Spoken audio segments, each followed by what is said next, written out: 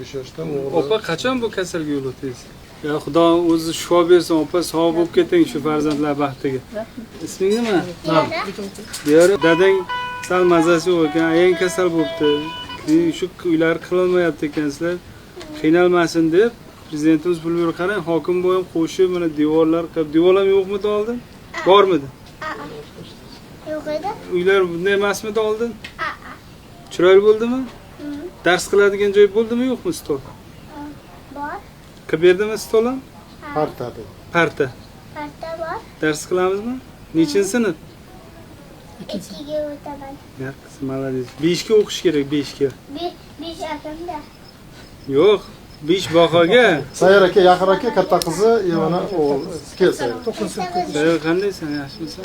Mol bormi, mollaringiz? Molga endi hokim yordamchisiga aytib 5% kredit asosida bolani seroq bermoqchimiz. Bitta hozirga biz mana hokim bo'shuncha yordam berdi, biz nomimizdan bolani sigir olib bersin. Xo'p, yordam bo'ladi ham shu bilan. Mana Makka bor ekan.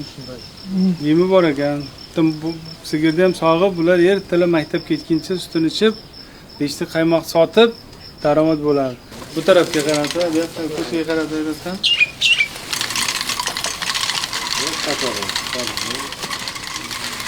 Necha yardım berganingizga sog'ayib keting opa, prezidentimizni duo qiling.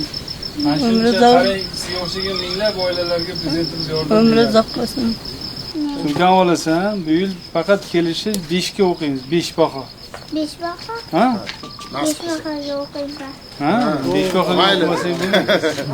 Zo'r o'qisalaring ertaga mana shu dadangni ham, ayangni ham davolatasizlar.